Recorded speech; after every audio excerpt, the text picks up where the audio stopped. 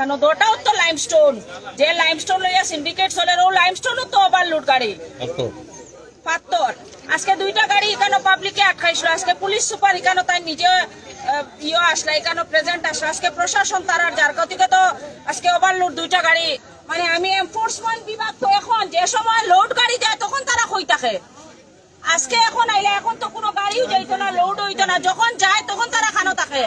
আজকের দিনে তো ওই যে দুইটা যে লোড গাড়ি যাইতো, রাস্তা হইছে গাড়ি যাইতো সব ঠিক আছে, কিন্তু ওভারলোডের কারণে যাতায়াত বিচ্ছিন্ন হয়ে গেল। আজকে কেমন সেতু বন্ধ, শিলচর খারাইন রোড, আজকে এই যে ব্রিজ ভাঙ্গার খাতরে জিনিসপত্র দাম বাড়ি যাব তো আজকে দোকানদার যারা করে মানে হোলসেলার হোক বা যারা খুচরা ব্যাপারী হোক তারা তো মাল আনবো কেরিঙ্গার এক্সট্রা চার্জ দিয়া স্বাভাবিক জিনিসপত্র দাম বাড়াইবো।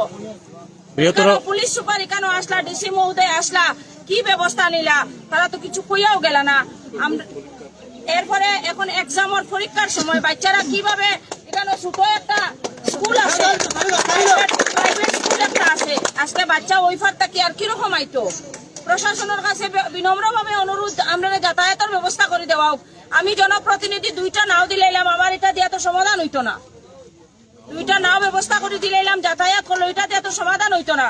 এদিকে কানেক্টিং একটা রাস্তা আছে, ওটা যাতে পিডব্লিউডি বিভাগ বা জেলা প্রশাসন যারা এখানে আইসন সচক্ষে দেখিয়া গেছেন তারার গাফিলতির কারণে আজকে ব্রিজটা ভাঙছে। আজকে যে ব্রিজটা ভাঙছে প্রশাসনের গাফিলতির কারণে, হয়তো তারার আঘাত লাগবে একজন জনপ্রতিনিধি কিভাবে এই কথা কয়, কিন্তু আমি কইতে বাধ্য। আমরা চৌকর সামনে প্রমাণ, রাত্রে যে মানে ওভারলোড চলে এটা প্রমাণ হইল এই দুইটা গাড়ি, তাও লাইমস্টোন লইয়া পাথর লইয়া এই দুইটা গাড়ি ওভারলোড। আজকে আমার মনে হয় এখানে মানে এত সুরাদরিয়া যেভাবে গাড়ির